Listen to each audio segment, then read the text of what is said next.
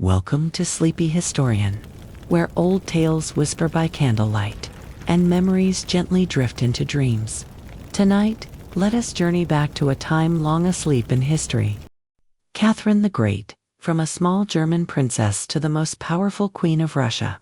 She was the embodiment of intelligence, ambition, and contradiction, a woman who brought the light of the Enlightenment to the Russian Empire, yet did not hesitate to use darkness to secure her throne. Our story does not begin in the vast snows of Russia, but in a small, quiet principality in northern Germany. There, in a modest noble family, a baby girl was born. Her name, Sophie Friederich August von Anhalt-Zerbst, a name that curled on the tongue and carried no hint of the power that would one day echo across empires. Little Sophie grew up far from the grandeur of palaces, but her mind sparkled. She learned French, Latin, even Russian. She devoured books of philosophy, a rare gift for a young girl of her time. Even then, there was something sharp in her eyes, something that saw further than the walls around her. At just 14 years old, Sophie was chosen to marry Peter, the heir to the Russian throne. Before she could set foot in that strange, frozen land, she had to leave behind her name, her church, her past, and became Catherine. This was no ordinary marriage. It was the first quiet step in a transformation. A young girl in a foreign land, beginning to plant the seeds of power that would one day grow into an empire. So rest now, and dream of snowy courtyards, distant candlelit halls, and the girl who would one day become Catherine the Great. When Catherine first set foot in the frozen land of Russia, she was just a young foreign girl, strange to the snow, the language, the glittering rituals of the imperial court. But behind her gentle gaze was a mind sharp with ambition. Unlike many noble women of her time, Catherine refused to let herself be swept away by politics and marriage. From the very beginning, she learned Russian, studied its history, its customs, and even its soul, not just to survive, but to take control of her life in this distant land.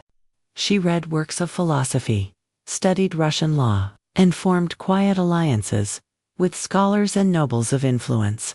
Every move she made had purpose, to become not just a beautiful consort, but a woman of depth, intelligence, and trust. In a world that often left women outside the halls of power, she stepped in, softly, deliberately. Beneath the obedient mask was a true strategist. Catherine did not wait for fate, she shaped it. One step at a time, without fanfare, she laid the foundations for an empire. No one saw it then, but a storm of power was quietly forming within a young woman, one who would not simply be the emperor's wife, but the one who would seize the throne by the force of her will and brilliance. Peter III, Catherine's husband by law, finally ascended to the throne in 1762. But his reign lasted only 6 months. By then, Catherine had watched long enough. She had waited, quietly, and now, the moment had come. Peter was a strange man. He adored the Prussian military, ignored Russian customs, and made reckless political decisions. The nobles turned against him. So did the church, and even the army. And then, he made one final mistake. He tried to strip Catherine of her title as Empress. But Catherine didn't wait for fate to decide her place. She moved. She reached out to military leaders, including the loyal Orlov brothers. Grigory Orlov was not just her ally, but her lover. With the army and the church behind her, Catherine took control of St. Petersburg, the heart of the empire. In a single day, Peter was forced to abdicate. No blood spilled, no long war, just a quiet, calculated storm that swept him from power. 1 week later, Peter was dead, under mysterious circumstances, and Catherine was crowned Empress of all Russia. A foreign-born woman, once seen as an outsider, now held the fate of a mighty empire in her own hands, and this was only the beginning. After she took the throne, Catherine didn't just want to rule. She wanted to reform. She believed in the ideals of the Enlightenment: liberty, law, and the freeing of the human spirit. In the gilded halls of the Winter Palace, surrounded by golden paintings and hushed political whispers, Catherine devoured the works of Voltaire, Montesquieu, Rousseau, and even wrote letters to them herself. She created a commission to draft new laws, inviting voices from every corner of Russia. In her writings, she declared that laws should be just, people should be educated, and the state should protect its citizens. She built schools, libraries, and theaters, transforming St. Petersburg into a shining center of culture and intellect. And then there was the Hermitage, the grand art museum she founded, filled with treasures from across Europe. Catherine didn't just love art, she used it to show the world that Russia belonged among the great nations of civilization. But, though she believed in freedom, she upheld a cruel system of serfdom. Though she spoke of human rights, she kept power tightly in her own hands. Because, in the vast empire of Russia, to stay on the throne, Catherine had to walk a fragile line between her ideals and the hard truth of rule, a narrow path between light and shadow. Catherine loved the light of knowledge, but she also understood the shadow of power, and one of the deepest shadows was serfdom, a harsh and unequal system that Russia depended on.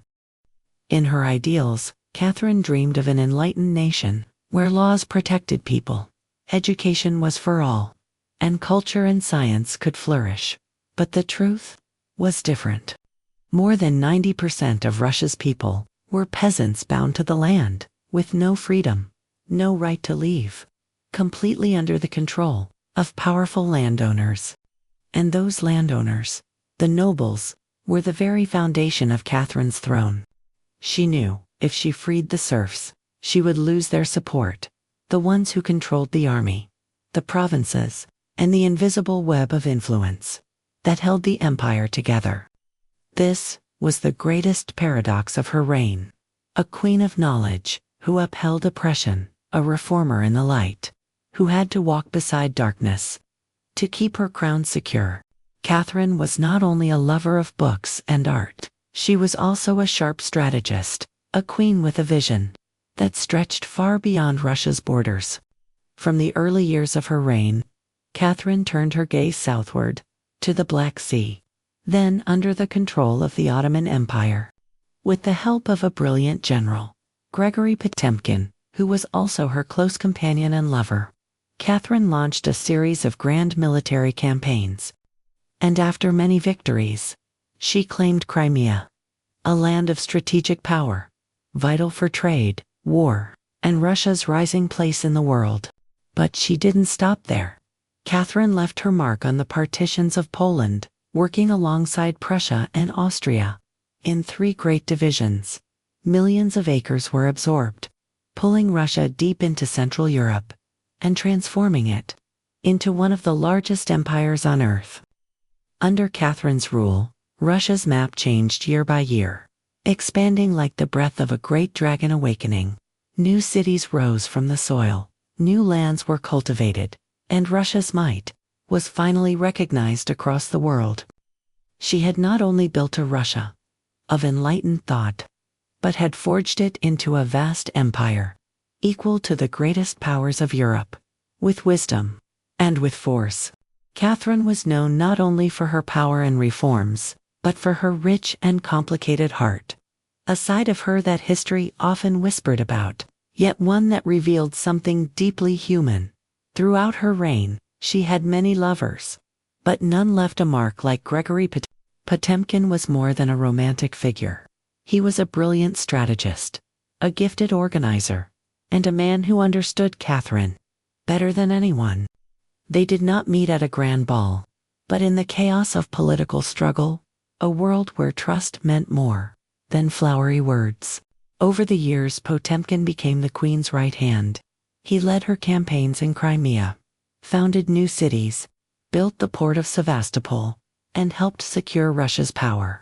On the Black Sea, some historians believe their love was secretly made official through a private, unannounced marriage, and even when he was no longer Her official consort, Potemkin, remained her closest advisor and her most loyal friend, a rare bond where power and affection stood side by side in the royal world. When Potemkin died, Catherine wept, not as a queen losing her general, but as a woman losing her soulmate. She once said, "We could not live together, but we could not live without each other."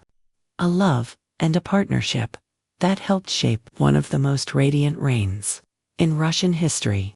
Beneath the golden light of the Winter Palace, Catherine could feel her empire growing stronger day by day. But far away, in the muddy, hungry countryside, a quiet fire was beginning to rise. A fire named Emelian Pugachev was a former Cossack soldier who once served in the Russian army. He claimed to be Peter III, Catherine's long-dead husband, and declared that he had survived, betrayed by Catherine, and now returned to reclaim his throne. With that story, Pugachev gained support from peasants, Cossacks, and ethnic minorities, people who had long suffered under the cruel weight of serfdom. What began as a spark grew into the largest peasant revolt in Russian history. Villages were looted, nobles were killed, fortresses were captured. For months, Catherine could not sleep. Her mighty empire, the one she had built with law, art, and steel, seemed ready to crumble under the footsteps of one man who wore a false name, but awakened a very real pain in the hearts of millions. With brutal force and military power, Catherine finally crushed the rebellion. Pugachev was captured and executed in public, but inside her, the scar never fully healed. That uprising reminded Catherine and the world that no matter how strong a throne may seem, there is always someone in the shadows, waiting to rise. When Catherine the Great took her final breath in 1796, she had ruled Russia for nearly 35 years, not born a queen, but remembered as one of the greatest queens in all of human history, through her intellect, her resolve, and her ability to shape the tides of her time. Under her reign, Russia was transformed. Once a closed semi-feudal kingdom, Catherine opened the door to the West, welcoming Enlightenment thought, advancing education, art, and science. Libraries were built, schools appeared, European music echoed through the halls of St. Petersburg's grand theaters. Her empire grew larger than ever before, stretching from the Black Sea to the edges of Central Europe.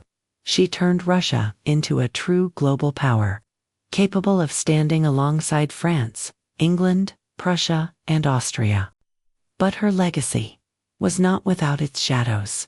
Serfdom deepened, the nobility grew richer, while millions of peasants remained bound in suffering and silence.